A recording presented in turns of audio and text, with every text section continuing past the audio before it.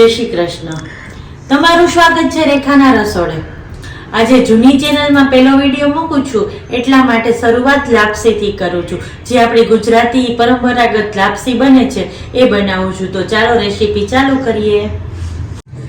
જો હવે મેં આટલો લોટ લીધો છે લાપસીનો જ, જે થોડો કરકરો હોય છે એ.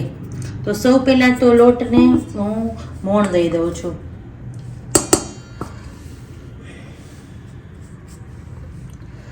આમાં 2 ચમચી જેટલું તેલ નાખવાનું છે, મુઠ્ઠી ભરતું તેલ.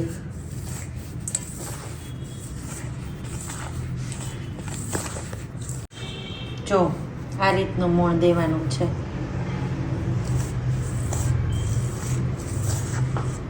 જો લોટને મોણ પર દેવાઈ ગયું છે.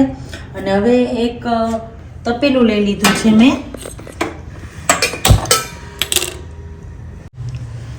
જેટલો લોટ લીધો તો એટલું જ સામે પાણી લેવાનું છે. જુઓ,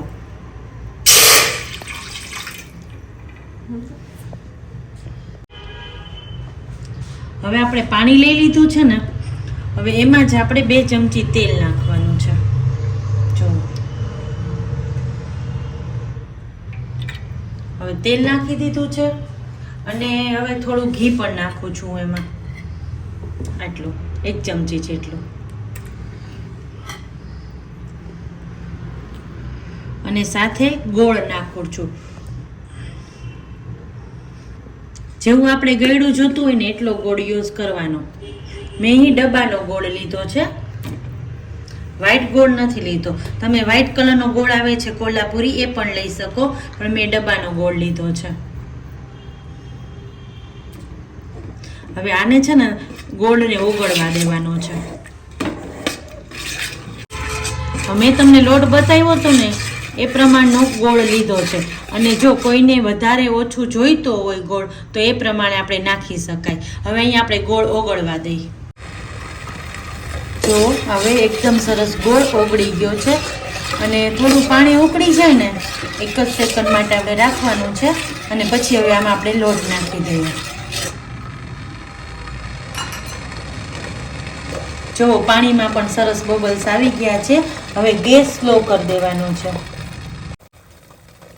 જો પાણી એકદમ સરસ ઉકળી ગયું છે. હવે આમાં આપણે લોટ નાખી દેવાનો છે.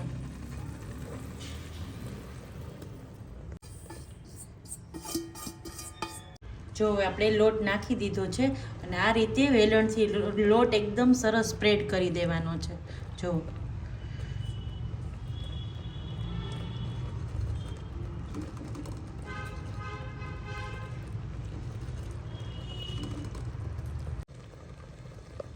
હવે આપણે આને 3 મિનિટ 4 મિનિટ જેટલું ઢાંકી દેવાનું છે.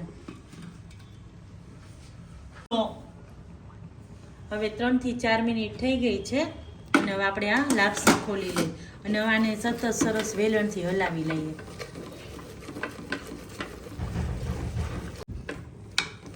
જો આપણે એને હલાવી લીધી છે સરસ. હવે આપણે છે ને તપેલાને લોઢી ઉપર મૂકી દેવાનું છે. જો આ આપણે એકદમ સ્લો ફ્લેમ ઉપર રાખવાનું છે. અને આ લોઢી છે આપણે જે રેગ્યુલર વાપરતા હોઈએ એના પર આપણે આ તપેલી રાખી દેવાની છે. લાપસીને હજી ચડતા વાર લાગશે, એટલે હજી આપણે લોઢી ઉપર રાખી અને 5-7 મિનિટ રાખીશું. ડાયરેક્ટ આપણે તપેલું ગેસ ઉપર રાખીએ ને તો લાપસી બળી જવાની બીક રહે, એટલા માટે આપણે લોઢી ઉપર રાખશું.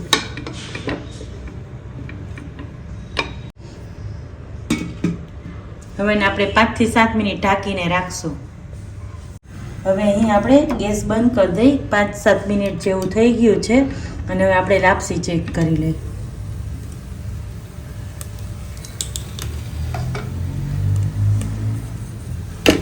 જો લાપસી એકદમ સરસ છૂટી થઈ ગઈ છે. હવે આને આ જ રીતે 2 મિનિટ આપણે વરાળમાં સિજવા દઈએ લાપસીને.